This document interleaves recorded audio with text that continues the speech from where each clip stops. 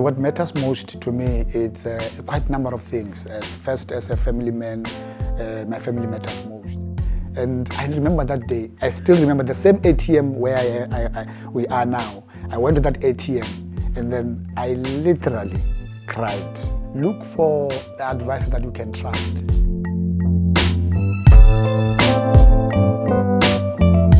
Welcome to the very first episode of What Matters Most with George Mahlakgane, a space where we will have honest conversations about life, risk, and protecting what matters most to you.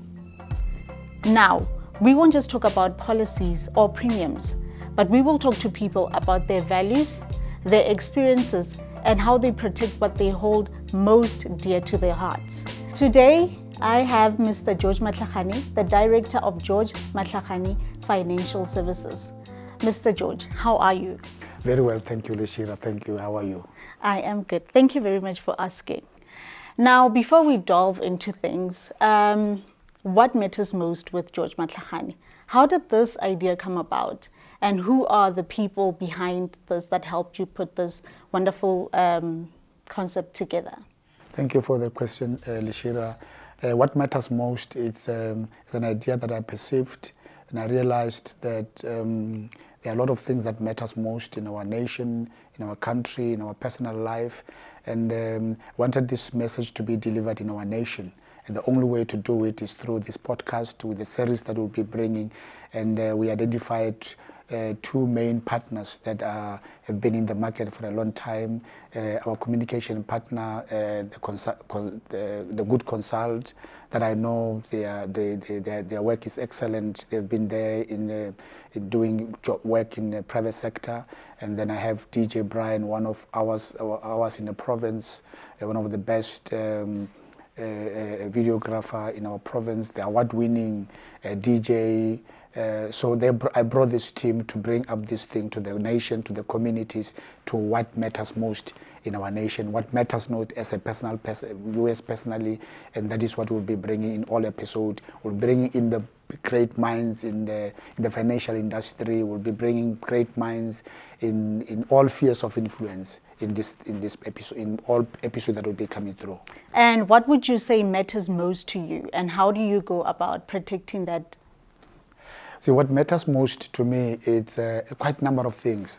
First, as a family man, my family matters most, and I will make sure that they are somehow protected. They are protected in terms of how I do the policies. Like it could be an investment, it could be a life insurance and all that.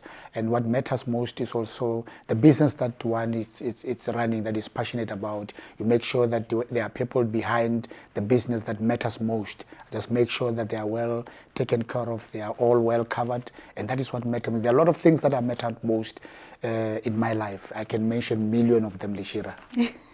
Then we would have to be here the whole day. Exactly. Now, tell me about your brokerage and the journey it took for you to get here. When we talk about that, it's something that it's very personal, very emotional. I always call it a journey of grace, because when one started when one started in this industry, it was a long time ago, more than 20 years ago. By the way, Leshira, I'm an ex-teacher. We have been teaching for 3-4 years, science and maths teacher for that matter. But over the years, and when I started to be a teacher, teaching 3 years, 4 years, been teaching same subject every year, it became very boring to me. And then I had a passion I just wanted to be in a private sector, and an opportunity came whereby I just decided. Actually, opportunity didn't come first. I just left a design without going anywhere, and I went out and started selling the sites, houses out there. So that is all about marketing, all about sales. That is what is in me. And I went out, started selling houses in Polokwane. That is then when everybody was moving to town, or black people moving from the villages to town. I started selling houses. Then I met an old man who was working at Old Mutual. This man he just liked me. He said, there's a position at Mutual and Federal. Mutual and Federal is a leg of Old Mutual for short term. And then he said to me, there's a position in Mutual and Federal. They are looking for someone to come and work as a claims clerk. And immediately I went there. There was no interview. Went there. They completed the employment form. And I started working at Mutual and Federal as a claims clerk. I started doing claims for people who are involved in accident and all that. And that's where my journey of insurance started. And 2 years later, doing claims, everything that I do, I make sure that I do at my best. So I was doing claims, and one day I went to the bank. I went to the bank, and this a lady, one of the brokers at ABSA, said they were looking for someone who can be a broker. I think that's when they wanted to balance the BEE staff. There were a lot of white brokers within ABSA, so they wanted to obviously complete the BEE staff. So he said, I know you're working at Mutual and Federal, you're doing claims, but there's an opportunity of sales here. Then I said, hook me with the person, and she did. And then I met the lady, went for the interviews, and I did well, and they said I can start. And I resigned at Mutual and Federal, started practice at ABSA. That's where the whole brokerage started. So at ABSA, they give you an opportunity to open up your practice within the bank. So I opened up a practice there at the bank, and they gave me a branch where there's never been a broker. And I was the only black guy then, and working with all the guys that have been there for many years. That's where the journey started, and I was passionate about it. I loved it, but it was very, very difficult to build a book from nothing. And then I was excited, but you know what? It was one journey that was very full of emotions, because when we started at ABSA, when I started ABSA, started writing, I still remember my first client, who's still with us even today. So I write my first policy, the second one, the third one, and I remember this lady, her name is Dorothy. She said, this is your target, and this is how much you're going to earn every month. And I was excited, pushing policies. I remember that first month, I wrote more than 20 policies. I went to the dealers around Polokwane, Toyota, VW, Mercedes-Benz, all of them. And I started writing policies alone before I could have the team. So then, come the end of the month, remember they gave me a laptop, they gave me a desk. And the end of the month, when it comes, they said we will be getting our commission on the 7th, and I wrote about 30 more than police. I was expecting I'm going to earn a lot of money at that time.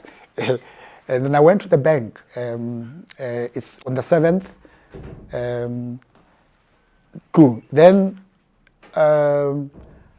when I went to an ATM, I think I got about 200 and something rand. Then I said, but Dorothy said, if I write more police, I'm going to earn a lot of money. Yeah. And remember, at that time, I left Mutual and Federal, where I was earning a basic salary. And I remember that day. I still remember the same ATM where we are now. I went to that ATM, and then I literally cried because I had to go home. I've earned 200 rand. Previously, I was earning that money, and now this is the thing. And then I said, and I've resigned from that place. And I said, then what do I do? I phoned her. I said, Dorothy, I wrote a lot of policies, but I only... And she was very, very aggressive. She said, no, George, I told you, we gave you a laptop, we gave you a desk at ABSA, and then at the end of the month, those things we deduct. We deduct those things. So you have to write more, so that we are able to have those expenses paid. And I was about to give up, honestly. I was about to give up, but I thought, if I give up, I've resigned that side, what do I do? And one voice said to me, go on and do it. And the next month I started pushing again, writing more policies. Then I know. And then she said, no, maybe I can try by all means. How much do you want? Maybe I will try. I think she saw also potential. I said, no, how much do I want? I said, I mean, I got 200 rand, and I need to buy food at the house. I need to do this. And I said, okay, let me see if I could make a plan. But if I give you an advance, you must know I'm going to take it the end of the month again.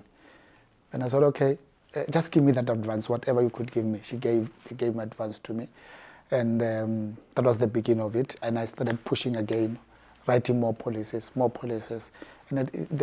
I started building the practice at ABSA, and it went on. The book started growing, and I started to have the first assistant, the second assistant, the third assistant, and helping me out. And I went out to the dealers. I got a lot of support, and I'm grateful to people of our province and who supported us then, making sure that all the dealership, I still have the names of those consultants who have been working in the dealership to date. Some unfortunately passed on. And I had the privilege to attend some of their funerals, those who passed on, who supported me throughout. And that's where the whole thing started. When I have some assistant, I was able to grow the book. But challenges in building the brokerage was so emotional, because you found people who have been in the street who tells you that we have been here for 20 years. It's not possible to write 20 policies, 30 policies a month. No, it's not possible. This guy must be something. He must be doing something wrong, and that was very, very hectic. And I started having serious challenges within that. I think they started looking at you with that eye, the microscope. Maybe I remember one manager walking into my office. He said, "The dealership are writing business for me." I said, "How can they write? They can't give advice. All they do, they're giving me leads. They don't write business for me." And I started pushing, and there was the good part about it is there was competition every year with ABSA. If you do well, there will be what you call platinum tour, gold tour, and all that. And my first break in overseas trip was in 2006. That's when I won a European trip, France, Italy, Ukraine, because of I got #1 in writing personal lines policies. And that was the first and amazing, and it was great. I was the only black advisor then who won the trip. And not knowing that this has opened up more challenges, and because I'm a firm believer of God, I've seen grace throughout, because the more you rise, it's very hot up there. So the more I do well, the more the book was growing, the more you got challenges. Because I remember at one stage, the figures will come out and say, "I got these figures." All of a sudden, they will say, "No, George has been disqualified. You're not given any reasons." Those are the challenges that one met. That will say, "But I worked so hard." And remember, I got my first trip, is excited. I'm looking forward for my next year overseas trip. Declined. They said, "No, you did not do this, you are compliant," and all the stories there. Then it came through that, but of course there were some people within those managers that I still appreciate, who supported me. The other trips came, and one exciting thing, one lady, I remember then she was our business development manager. She came up to me. She gave me a lot of courage. She said, it was on my birthday in October. She bought me a book, and she bought me a map. This map with all the countries. She said, "George, I see a potential in you. I'm buying this map. Go and put it at home, either in a wall or something.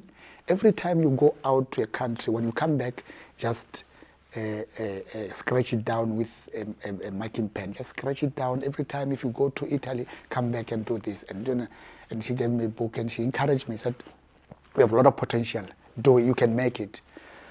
Yes, Shira, I listened to that, and I said that gave me courage during the tough time. So I won some trips. I won a trip every year, but somewhere I was disqualified. I don't know for reasons, but all the trips that I went, I came back. That map was full at one stage because I went everywhere. Ooh. Yeah, so and I'm grateful for that, and it goes on well. I've been there. I've been at ABSA with all the challenges, painful part. I don't know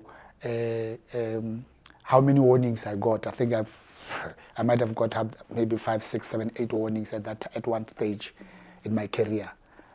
I remember at one stage our head office was in Chiren, Pretoria, ABSA.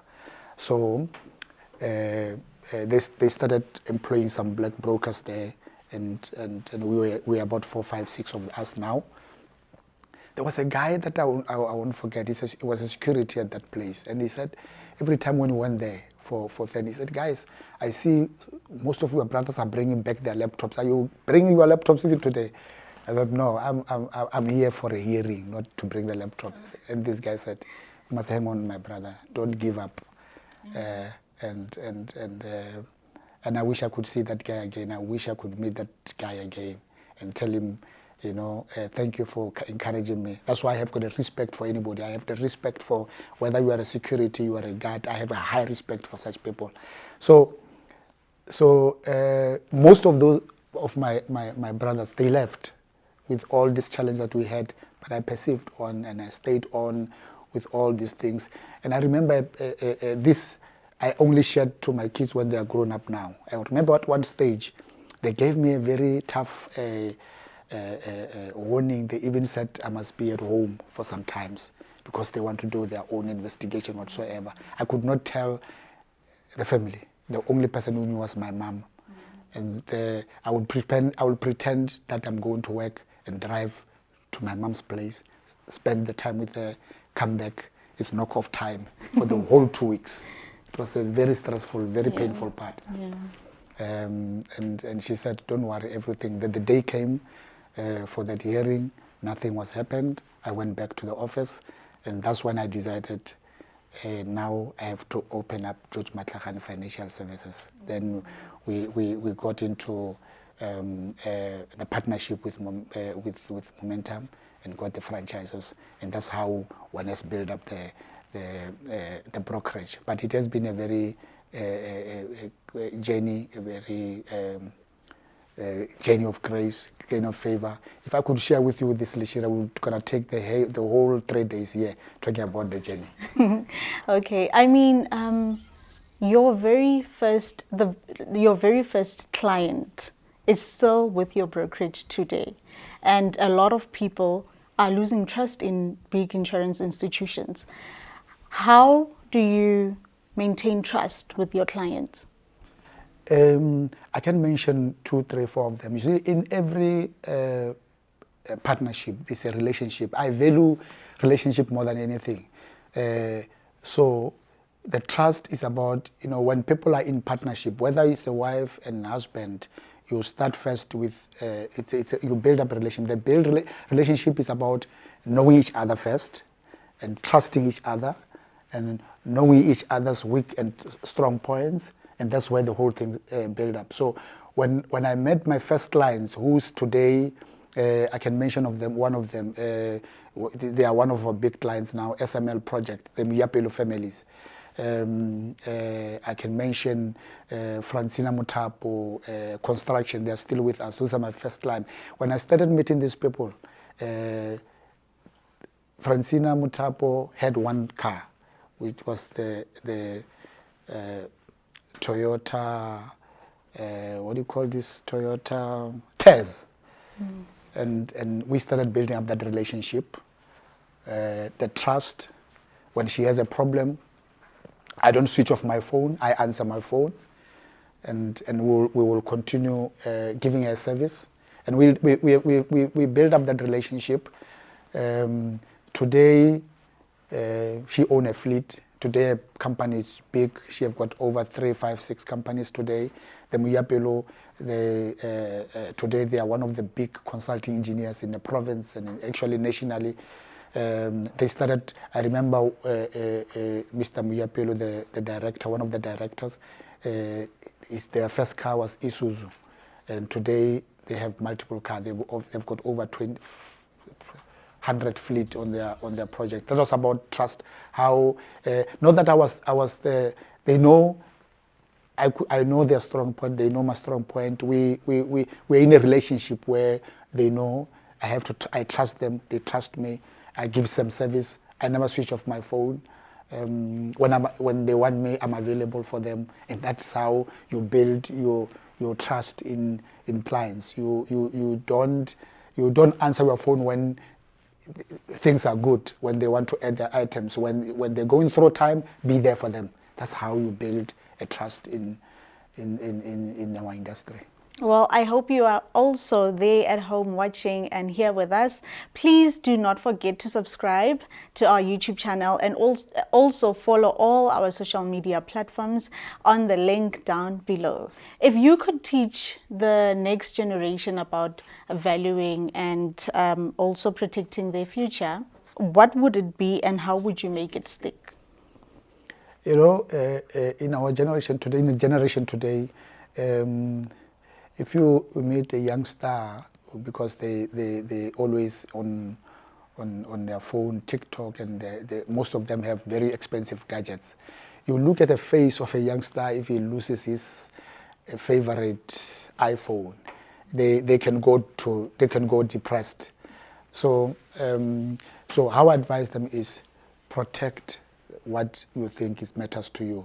Be it was one iPhone, iPad there, and do that, protect it. This is what matters then. Just make sure that you talk to a reputable advisor who will tell you how to protect what values to you, because that is what is always on your hands. How do you protect it?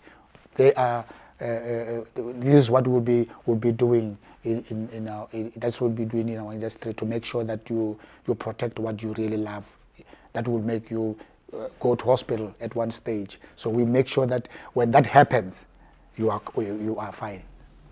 And as director of George Mahlakgane Financial Services, and looking now, in your younger years, what is the one thing that you were wrong about that you love about now? Yeah, at that age, I used to hear people saying, I'm a special older people say, no, I've been driving for 20 years, or I'm a great driver. I've from this particular driving license, driving school. This driving school it's very, very good. And then if you are a graduate from driving school, you'll never get involved in an accident. It doesn't work that way. So that's something that I look back and say, but it doesn't matter whether you are from the best driving school ever. Accident happens. You need to it's something that I today I laugh at it and say, it doesn't matter you are from one of the best driving school in the world. You can still have to make sure that you insure your assets. You make sure that your car is insured, because there is no perfect driver. You are not driving alone on the road. Mm. And what is the one thing that you are passionate about that might surprise people at home?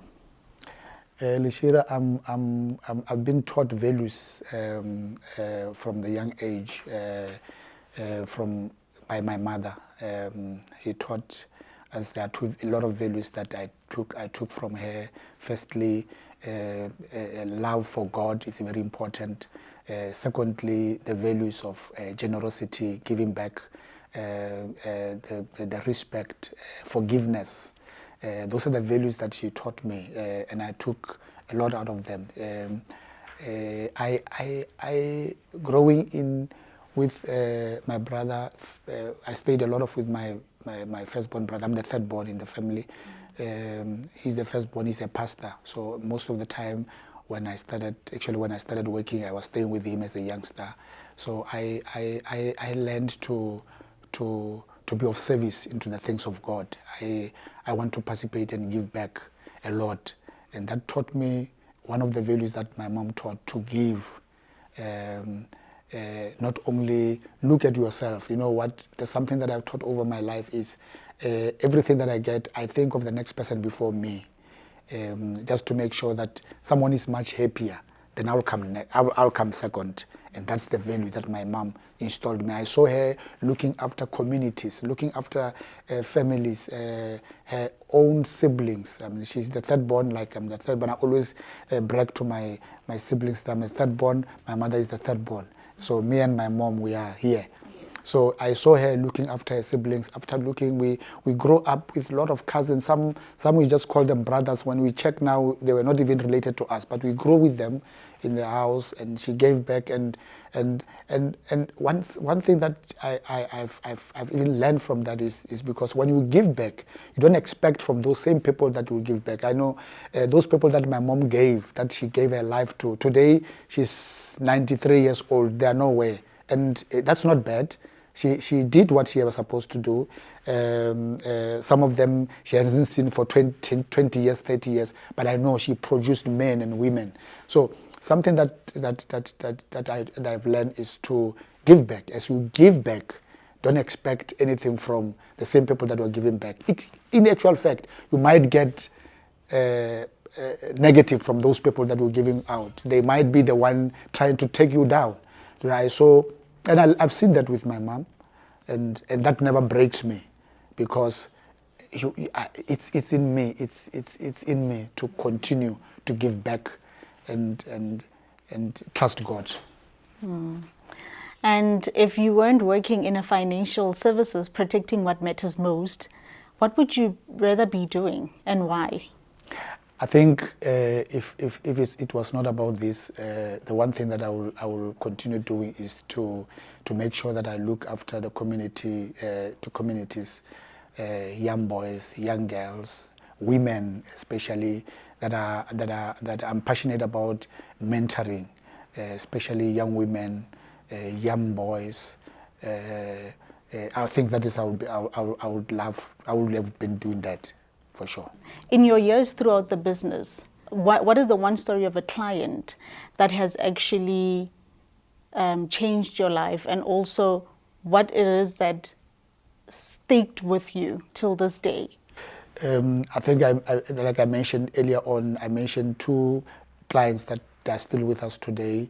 Francina Mutapo, that I recall very well.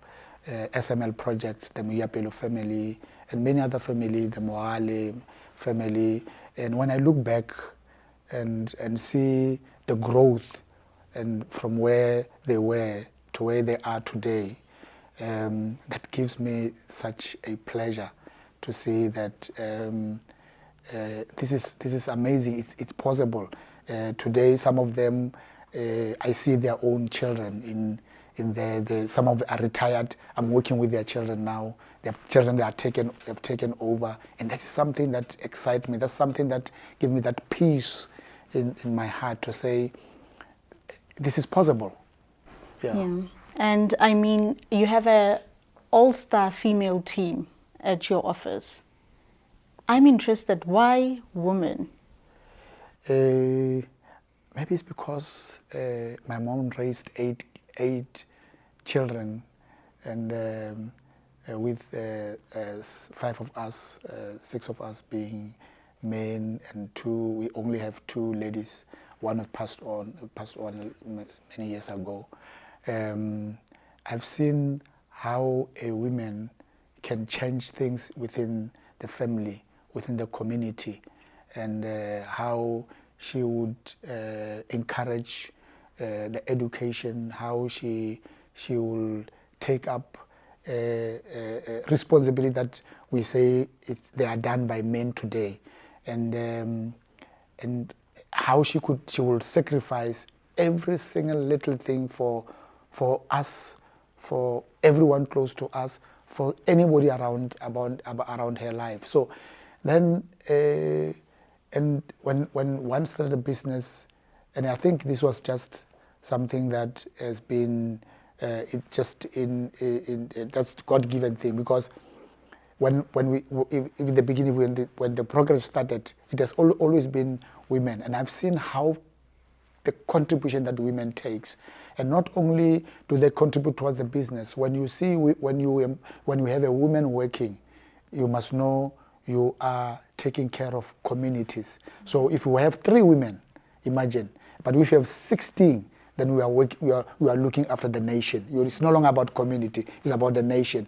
So it's quite good and interesting to see women taking care of, when they earn whatever they earn, they're dividing it up amongst everyone. They make sure that people are sorted out amongst them. So the other thing about women that I'm working with now, that are doing great work, is about the vision. If women are by God's nature, they want leadership. If you give a woman a vision, it's easier for them to make sure that the vision comes to pass. But if a woman doesn't have vision, you just say, here we are, just like in the family. If you just sit with your partner, this is who we are, there's no vision, there's no plan, you frustrate a woman. But give a woman a plan, give a woman a vision, it will be established. And what do you think right now in the financial industry, what do you think is the biggest challenge, and how do you think it can be addressed?